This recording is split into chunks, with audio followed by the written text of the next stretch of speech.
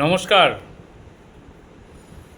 একটা কথা বলুন, বর্ডারের দিকে এখন তাকালে শুধু একটাই দেখা যাচ্ছে জিনিস, যেন বাংলাদেশে যাওয়ার একটা র্যালি হচ্ছে, তাই না?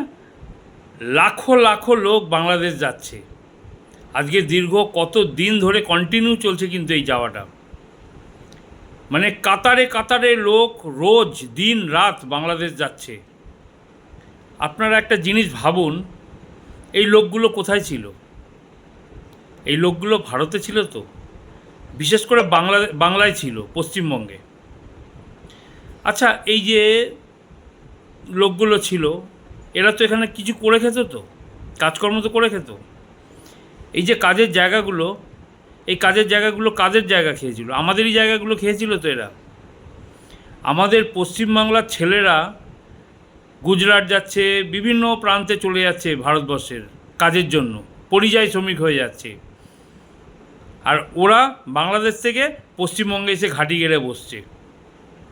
এরা পশ্চিমবঙ্গের রেশন খাচ্ছে, পশ্চিমবঙ্গে আধার কার্ড পাচ্ছে, পশ্চিমবঙ্গে ভোটার কার্ড পাচ্ছে, সব কিছু পাচ্ছে পশ্চিমবঙ্গে, লক্ষ্মীর ভাণ্ডার পাচ্ছে, সব কিছু নিচ্ছে পশ্চিমবাংলার। ভোটের সময় এরাই আবার লড়াই করছে। এরা আপনাকে আমাকে এরাই চোখ দেখাচ্ছে। আমাদের এখানে এরা হকারিগিরি করতে বসে যাচ্ছে, জায়গা দখল করে, ফুটপাত দখল করে বসে যাচ্ছে হকারি করতে। আজকে এই যে পুরো স্টেশন ফেশন সব ফাঁকা হয়ে গেছে, কেন ফাঁকা হয়ে গেছে? এসব চলে যাচ্ছে তো। এবার সবাইকে কি তাড়ানো হচ্ছে? নিজের থেকে পালাচ্ছে, কেন? জানে বিজেপি এসে গেছে, আর থাকা যাবে না, মমতা ব্যানার্জির দিন শেষ। আর মমতা ব্যানার্জি এদেরকে পুষে রেখেছিল।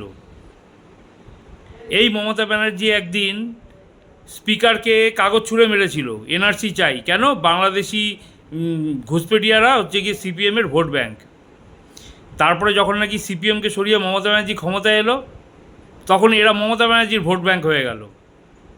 মমতা ব্যানার্জি ভালো সুযোগ, এদেরকেই ভোট ব্যাংক বানিয়ে নিল এদেরকে।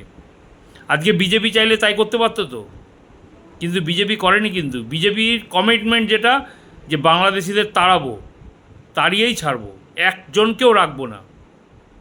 বর্ডারে তার কাটা লাগছে তো, সব হবে। ভালো থাকবেন সবাই। জয় শ্রীরাম।